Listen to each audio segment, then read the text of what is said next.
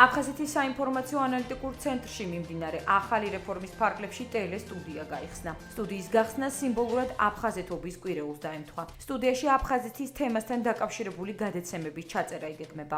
საზეიმო ცერემონიალს აფხაზეთის ავტონომიური რესპუბლიკის მთავრობის თავმჯდომარე რუსლან აბაშიძე, თავმჯდომარის მოადგილე ანზორ მარკიანი, უმაღლესი საბჭოს თავმჯდომარე ჯემალ გამახარია, უმაღლესი საბჭოს დეპუტატები, ომის ვეტერანები და ცენტრის თანამშრომლები ესწრებოდნენ. სტუდიაში დაგეგმილია ერთ-ერთი მნიშვნელოვანი პროექტი, რომელიც საქართველოში აფხაზეთის თემატიკასთან დაკავშირებულ პირველ ანალიტიკურ გადაცემას უკავშირდება. გადაცემის წამყვანი ანალიტიკოსი თორნიკე შარაშენიძე იქნება.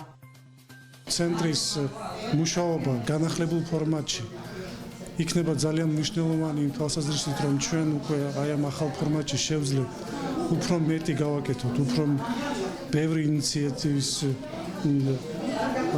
განხორციელებას შევძლებთ იმისათვის, რომ ჩვენ გავაერთიანოთ ჩვენი საზოგადოება, წარმატებას უსურვებთ ცენტრს და გვპირდებით, რომ ჩვენი მხარდაჭერა როგორც საკანონმდებლო, ასევე აღმასრულებელი ხელისუფლების მხრიდან გაგრძელდება და შევეცდებით, რომ ეს მხარდაჭერა იყოს უფრო ფართო იყოს და უფრო მასშტაბური, რა თქმა უნდა, ცენტრის წარმატებული მუშაობისთვის. მე დარწმუნებული ვარ, რომ სიმართლის ხმა აუცილებლად აი ამ სტუდიის მეშვეობით გადალახავს ენგურს და მიაღწევს ჩვენს თანამოძღვრებამდე. ისინი დარწმუნდებიან იმაში, რომ ჩვენ ნამდვილად გვაქვს მიზნად დასახული ამ პრობლემის მშვიდობიანად მოგვარება და სწორედ აი ამ დიდ მიზანს მოემსახურება ეს ჩვენი ახალი სტუდია. საქართველოს პატრიარქის ლოცვა-კურთხევით 23 მაისი არის დადგენილი აფხაზეთის დღედ და მაისის ბოლოს, როგორც წესი, აღინიშნება აფხაზეთობის კვირეული. საინფორმაციო ანალიტიკურ ცენტრს სურდა, რომ ამ კვირეულს შეერთებოდა რაღაცა ძალიან მნიშვნელოვანით. ჩვენი ცენტრის საქმიანობის ფარგლებში შევქმნით სტუდია, რომლის პრეზენტაცია და გახსნა მოხდა დღეს.